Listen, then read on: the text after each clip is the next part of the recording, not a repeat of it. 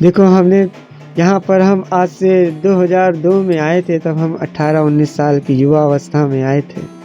तो हमने यहाँ पर साधन किया था। हम जब हमें 2002 में ही अगस्त में ही भैरव जी की प्राप्ति हुई थी, तो उसके उपरांत हमने फिर उनके साधन करते करते फिर हमें शमशान का पूजन करने का आदेश हुआ। तो हम पहली बार वहाँ लखनऊ के शमशान में पूजन किए। फिर वहाँ से साधन करते करते फिर हमें आदेश हुआ कि अब हम घर छोड़कर बाहर जाएं तब करने।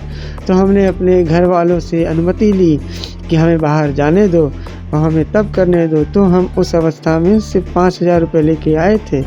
तो हम यहीं भोलेनाथ गेस्ट हाउस के पास महाकाल थाना जो है उसी के यहाँ 150 रुपया प्रतिदिन तय पर लेने आते थे, यहाँ पर रहते थे उसके यहाँ।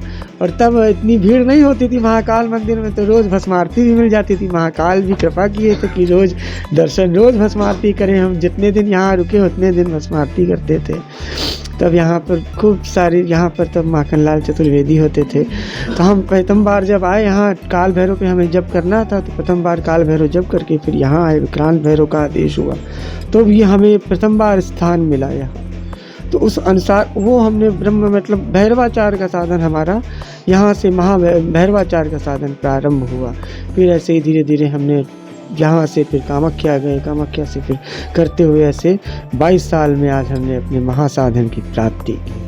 और जैसे कि हर साधक के जीवन में जब पहले प्रथम अगर उसे साधन की प्राप्ति हुई है तो पहले कामाख्या में साधन करता है, कामाख्या की सिद्धि प्राप्त करता है, पश्चात फिर महाकाल अर्थात इस उज्जैनी में उसे आना पड़ता है अपने साधन की पूर्णता होते हुए। तो उज्जैनी में ही क्यों? क्योंकि आद्या परम शक्ति यानी सच्चिदानंद परब्रह्म स्वरूप जो है वो कामाख्या योनि पीठ है, मातृपीठ, वहाँ पर वो विराजती है। और महाकाल अर्थात घोराति घोर उग्राति उग्र रूप महाकाल दक्षिणामूर्ति, हाँ, तो वो यहाँ विराजते हैं। उस स्थान ये ओखिलेश्वर शमशान महाशमशानों में महाप्रमुख प्रथम स्थान रखता है कि ये समस्त संसार के समस्त शमशानों में सबसे श्रेष्ठ सत्तम सबसे उत्तम है। जैसे समस्त पीठों में सबसे महापीठ कामाख्या है, वैसे ही तंत्र में सबसे महापीठ अगर शमशान की देखें तो ओखिलेश्वर की पीठ है। इस प्रकार से इन विक्रांत भैरव की कृपा से हमने महाभैरवाचार का साधन संपन्न किया।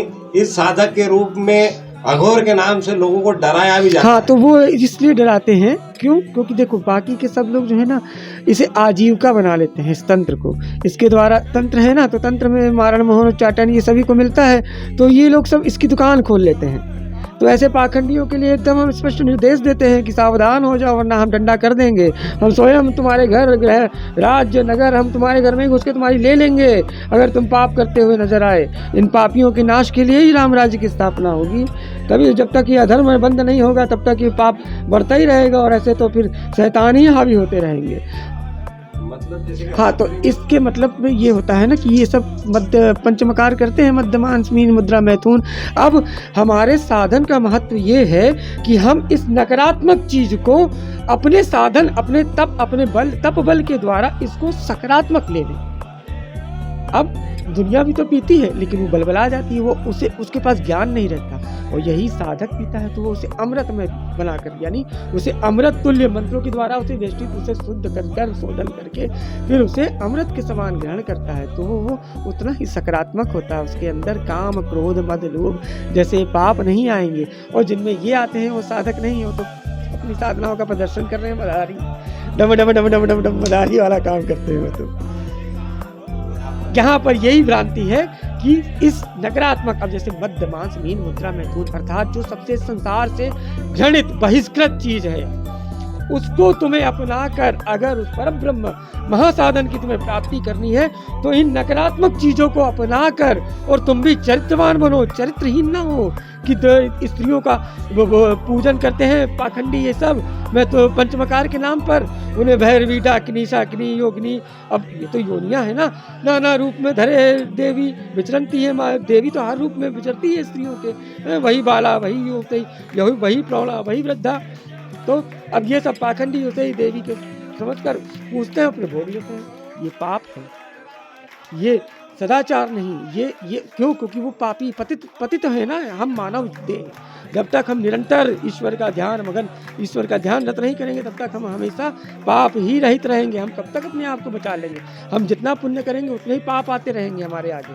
हम जितना तब यही प्रश्न करता है इंसान ना कि लोग मैं उतनी पूजा पाठ कर रहा हूँ, मेरे सामने उतनी दुखार है। तो जो जितना पुण्य जो जितना अच्छे काम करे उसके सामने उतने बुरे काम।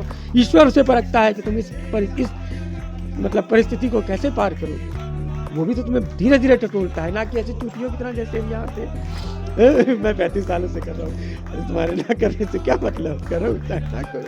तो ये है कि हम इनको मतलब अगर स्त्री है उसे देवी स्वरूप उसका पूजन करें, बस वो देवी ही है, उसको अन्यत्र गंदे भाव ना लें। इस प्रकार से अगर हम साधन करते हैं तो हम ऋषि विधान अर्थात जो हमारे युग युगांतर से ऋषियों की जो हमारे भारत देश की पद्धति चली आ रही उसको हम पुनः जीवित कर सकते हैं।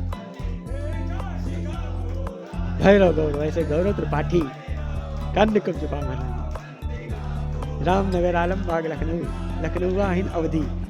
इसीलिए हमने कामाख्या जब कामाख्या आए तो हमने कामाख्या में मातृपीठ की वाणी हमारे मुख से निकली थी और फिर हम मातृपीठ की वाणी से अब ये हमारी भैरव पीठ है, फिर बोल रहे हैं राम राज्य स्थापित होगा, इन पापियों का नाश होगा।